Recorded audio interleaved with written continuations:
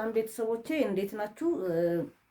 ዛሬ ደግሞ እንዲሁ ካነበብኩት ላይ ማካፈላችሁ አንድ ሐሳብ አለ። በእርግጥ ለኔ ይጠቅመኛል ወይም ይጠቅመኛል ብዬ የማስበውን ነገር ነው ለእናንተ ማቀርብላችሁ ማለት ነው። ይሄን ፕሮግራም ያው ሼር፣ ላይክ፣ ሰብስክራይብ እንድታደርጉት ጋብዛችኋለሁ። ለተቃና ትዳር ይላል። የተሳካ ትዳርን የተሳካ ለማድረግ በሁለት ባላዎች መተከል ያሻል ይላሉ ሊቃውንቶች። በመማርና በመማር ማለት ነው። ሰው ሌላውን ስራ ሁሉ የሚሰራውን አንድም ተምሮ ነው፣ አንድም ልምድ ወስዶ ነው። ትዳር ሲመሰረት ግን ትምህርትም ልምድም የለውም። ትዳርን እንደ ትምህርት አይነት መርጦ ከፊደል እስከ ዳዊት ደግሞ አድርሶ አስመስክሮ የተመረቀም የለም። እንግዲህ ትዳርን ስንመሰረት አንደኛ እንማርበታለን ብለን ነው ማለት ነው። ስለዚህ በትዳር የተመረቀ ሰው እስከዛሬ አልተገኘም። ዲግሪ፣ ማስተርስ፣ ፒኤችዲ ተብሎ በትዳር የተመረቀ እስከዛሬ ድረስ የታየ ነገር የለም ማለት ነው።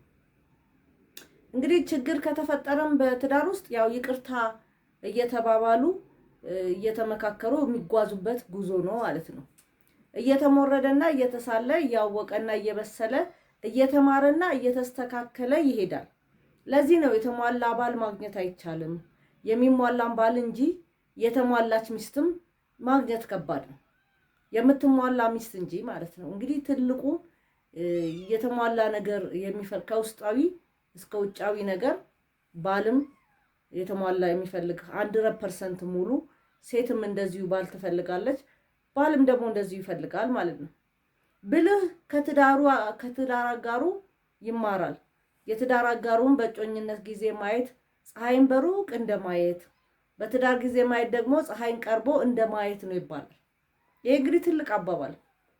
በእጮኝነት ፀሐይ በሩቅ ስናየው አያቃጥለንም አይደል? በትዳር ጊዜ ማየት ደግሞ ፀሐይን ቀርቦ እንደማየት ነው። ያው በጣም ታቃል ወደ ፀሐይ እየቀረብን በሄድን ቁጥር በጣም እያቃጠለን ይሄዳል ማለት ነው።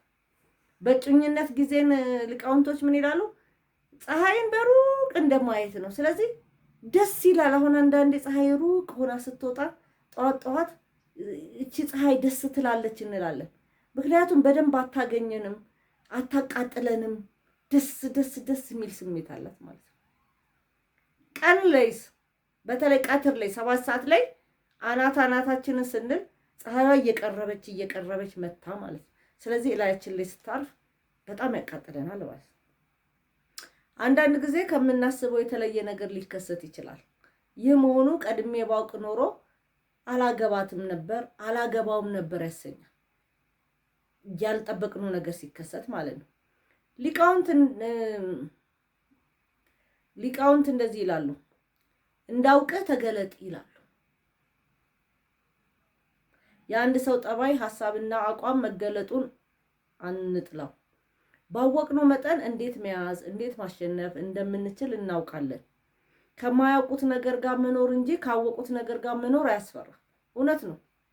ለምሳሌ አንድ ሰው ክፋቱን ካወቅን በቃ ክፉ ነው እንጠነቀቃለን። ሳናቀው ግን መኖር አንድ ቀን የተገለጠ ቀን ብለን እንፈራለን ማለት ነው። እና ሊቃውንቶች ምን ይላሉ? ከማያውቁት ነገር ጋር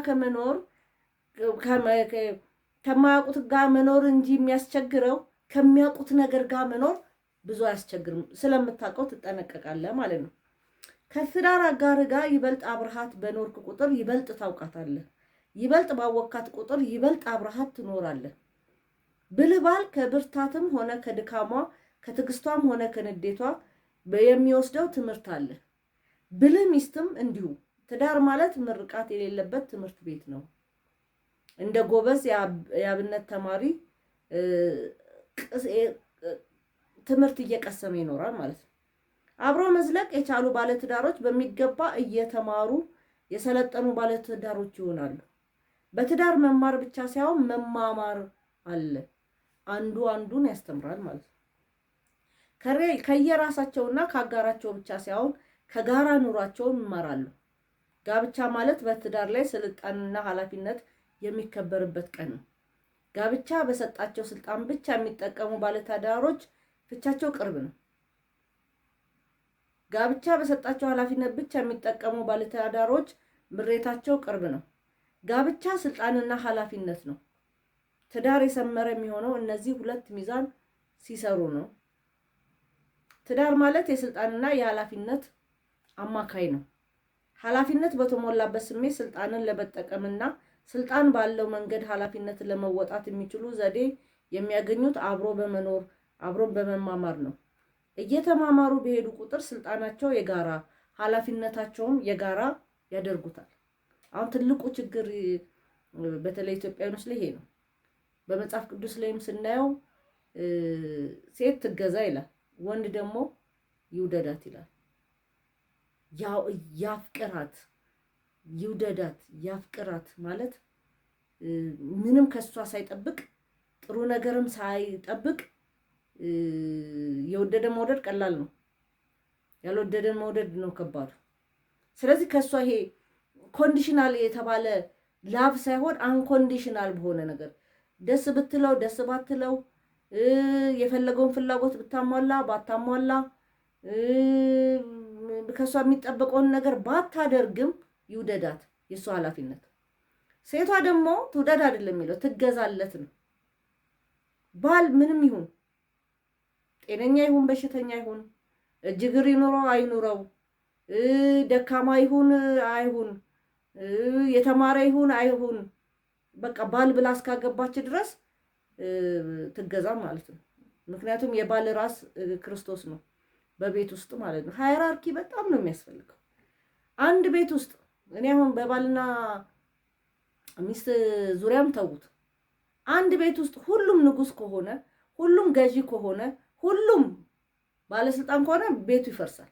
ለምን እህታማቾች አትሆኑ? ለምን ወንድምና እህት አትሆኑ? አብራችሁ በምትኖሩበት ሰዓት ታላቅ እንደ ታላቅነቱ መከበር አለበት፣ ታናሽ እንደ ታናሽነቱ ማለት ነው። እኩል ልትሆኑ አትችሉ። ሃይራርኪን እግዚአብሔር ይወደዋል። ሃይራርኪ ነው ኑሮንም በትክክል እንድትኖሩ የሚያደርግ ማለት ነው። እኩል የምትነጋገሩ ከሆነ አንዱ ሲናገር አንዱ ማዕከብር ከሆነ አብሮ መኖር አይቻልም። እንኳን ትዳር ውስጥ ትዳር ደግሞ ከሁለት ቤተሰብ ውስጥ ነው የመጡት። ሁለቱ የተለያየ ካልቸር ነው ያላቸው፣ አስተዳደግ የተለያየ ነው። ስለዚህ የግድ መቻቻልና መማማር ያስፈልጋል ማለት ነው። ስለዚህ ነው አሁን ቅድም አብረው በኖሩ ቁጥር ይሄ ኃላፊነቱን የጋራ ይሆናል፣ ገዥነቱም የጋራ ይሆናል። የተለያየ ነገሮችንም እየተማማሩ በሄዱ ቁጥር ስልጣናቸው የጋራ ይሆናል፣ ኃላፊነታቸውም የጋራ ይሆናል። ትዳርን የሚያቆመው ሌላ ባላ ደግሞ መማር ነው። ይቅር ማለት ደግሞ ለይቅርታ የተዘጋጀ ልብን ይፈልጋል። ይቅር ማለት ሽማግሌ ገብቶ እርቅ ወርዶ ይቅርታ ሲጠየቅ እሺ ይቅር ብያታለሁ ማለት አይደለም። ነገሮችን ለማለፍና ለማሳለፍ ራስ ምክንያት ሰጥቶ ይቅር ማለት ተገቢ ነው፣ ወይም ደግሞ ዝግጁነት ያስፈልጋል ማለት ነው። በጣም የሚገርማችሁ እንደ ኢትዮጵያ ትዳሩን እግዚአብሔር እየረዳው ነው እንጂ እርስ በርስ መቀባበል ሳይኖር እንደዚህ የሚሉት ነገር አለ። ኦልሬዲ አግብተዋለች ወይም ደግሞ አግብተዋታል። እኔ እግዚአብሔር ስላለኝ ነው እንጂ ታይፕ አይደለም። አስቡት፣ እግዚአብሔር ታይፕሽ ያልሆነውን ባል አግቢ ብሎ የሚያስገድድ አምላክ ነው እንዴ? ያንን ሰው እንድታገቢው ከፈለገ ፍቅር እንድታፈቅሪው እንድትወጂው አይንሽን ማብራት አይችልም እንዴ? የእግዚአብሔር ፍቃድ ከሆነ የእግዚአብሔር ፍቃድ እኔ እስከማውቀው ድረስ ደስ የሚል ነው የሚለው መጽሐፍ ቅዱስ። የእግዚአብሔር ፍቃድ ደስ የሚል ልዩ ስጦታ ነው የሚለው። የእግዚአብሔር ፍቃድ ካለበት እንዴት ነው ያንቺን ልብ መክፈት ያልቻለው? እግዚአብሔር ተጋብቷል እኮ እየኖሩ ልጅ እየወለዱ እኔ ታይፕ አይደለም፣ የኔ ታይፕ አይነት አይደለም፣ እኔ የምወደው አይነት ሰው አይደለም፣ ግን እግዚአብሔር ስለአለኝ ብቻ ወይም ደግሞ እሱ እግዚአብሔር አንቺ ነሽ የኔ ሚስት ብሎ ሄዶ ነው መሰለኝ አላውቅም። ምን ይላሉ? በቃ እያስጠላኝ ነው ከዚህ ሰውዬ ጋር የምኖረው ማለት ነው። እግዚአብሔር የፈቀደው ትዳር ከሆነ የእግዚአብሔር ስጦታ ደስ የሚል ነው እኔ የማውቀው። ስለዚህ በእውነት አንዳንዴ እንደዚህ ታይፔ አይደለም፣ ታይፔ አይደለችም፣ ታይፔ አይደለም የምንል ሰዎች እንፈርበት። አግብተሻል፣ ከሱ ልጆች እያፈራሽ ነው፣ እየወለድሽ ነው፣ አብረሽ እየተኛሽ ነው። ታይፕሽ ባይሆን እንኳን ታይፕሽ እንደሆነ አስተሳሰብሽ እንዲያስብ እንድትወጂው እንድታከብሪው የእግዚአብሔርን ነገር ለመፈጸም እዛ ውስጥ እስከገባሽ ድረስ ፍቅር እንዲሰጥሽ መጸለይ መቻል አለብሽ እንጂ ይሄ መድረክ ላይ ወጥቶም በእርግጥ የድሮ ትዳር ነው። አሁን እንደዚህ አይነት ነገር ውስጥ የለም። ትንሽ ከባድ ጊዜ ነው አሁን ላይ ያለ ነው ማለት ነው። እና እንግዲህ እስቲ ወደ እንትኑ ልሂድ። እዚህም ትዳር የተመለከትነው ንባብ ላይ ሀሳብ ይገኛል። ካልሆነ የትዳር ዲፕሎማና ዲግሪ ማስተርስ ዶክትሬትም የለው። ይሄ ቅድም ያልኳችሁ ነው። ሌላው ሙያ ለተግባር ተመሳሳይ በሆነ አምሳያ ተግባር ላይ ወርክሾፕ፣ ሲሙሌተር ልምምድ ማድረግ ይቻላል። ትዳርን ግን በአምሳያው ላይ ልምምድ ማድረግ አይቻልም። ሌላው ላይ አሁን እዚህ ላይ የሚለው ወርክሾፕ ላይ ሌላ ላይ ወተን ልምድ ይዘን እንደምንመጣው ትዳር ላይ ልምድ ይዘን የምንገባበት አይደለም። ወይም ደግሞ አንዱን አግብተን ከሱ ጋር ኖረን ልምድ ይዘን ደግሞ ልክ ፕራክቲስ እንደሚወጣው አይደለም ማለት ነው። እገሌና 20 ዓመት ትዳርን በተመለከተ ልምድ አለው ብሎ መጻፍ የሚችል መስሪያ ቤትም የለም። ለዚህ ነው በትዳር ጉዞ ውስጥ እየኖሩ መማር ወሳኝ የሚሆነው። ስለዚህ ማንም ሰው በትዳር ላይ የ10 ዓመት ልምድ አለው ተብሎ የስራ ልምድ ያለው ሰው የለም ማለት ነው። ትዳር ማለት ጥቂት ዕውቀትና ጥቂት ሐሳብ ይዘው ገብተው እየኖሩ የሚማሩበት ትምህርት ቤት ነው። ስለዋና በሚገባ ማወቅ የሚቻለው እየዋኙ እንደሆነ ሁሉ ስለ ትዳር ማወቅ የምንችለው ትዳር ውስጥ ገብተን ነው ማለት ነው። ስለ ትዳር በበቂ ሁኔታ መማር የሚቻለው እየኖሩበት ነው። ሁለቱም በተለያየ ቤተሰቦች ይሄ ቅድም ያልኩት ነው። በተለያየ ባህል ያደጉ ናቸው። አንዱ ለሌላው ተብሎ በእውቅ የተሰራ አይደለም። በነጠላ ተወልደው በድርብ የሚኖሩበት ናቸው። እንግዲህ ለብቻ ተወልደን ወይም ደግሞ ቤተሰብ ውስጥ ነው የምንለው የምናገበውን ሰው በጣም እድለኞች ናቸው አብሮ ያደጉትን ሰው የሚያገቡት እንጂ በባህልም በምንም በጣም በተለያየ አንደርስታንዲንግ እንኳን የተለያየ ሰዎች ነን ተገናኝተን ወደ ትዳር ውስጥ የምንገባውና በጣም የተለያየ ስለሆነ ለመማር ሬዲ መሆን መቻል አለብን ማለት ነው። በትዳር መርከብ ውስጥ ከሌላው ጋር ሲኖር ሊከሰቱ የሚችሉ የአስተሳሰብ፣ የፍላጎት፣ የጠባይ፣ የአካሄድ ለውጦች አስቀድሞ እንዳሉ መረዳት ይጠበቅብናል ማለት ነው። አንዳንዴ ይባስ ብሎ ከዚህ በፊት ያልነበሩ 3 ነገሮች ይከሰታሉ በትዳር ውስጥ ማለት ነው። አንደኛው በየራሳቸው ሲወስኑና ሲያደርጉ የኖሩ ወንድና ሴት በጋብቻ ምክንያት ስልጣናቸው የጋራ፣ ኃላፊነታቸውም የጋራ፣ ውሳኔያቸውም የጋራ ይሆናል ማለት ነው። መመካከር፣ መግባባት፣ መጋራት ግድ ይላል። በአንድ ዙፋን ላይ 2 ንጉስ ቅድም ብያለሁ። ይሄ ነው በአንድ ዙፋን ላይ 2 ንጉስ መንገስም አይችልም። በሰንሰለት 2 ሰዎች ለአንድ ሰው ተጠሪ ሊሆኑ ይችላሉ። አንድ ሰው ግን ለ2 ሰው ተጠሪ መሆን አይችልም ማለት ነው። በትዳር ውስጥ ግን ይከሰታል ማለት ነው። አንድ ልጅ፣ አንድ የቤተሰብ ሰራተኛ፣ አንድ በቤት ውስጥ በሚኖር ሰው ለ2 ሰዎች ተጠሪ ይሆናሉ። በሁለቱ ጋብቻ ምክንያት ሌላ ማህበረሰብ ይፈጠራል።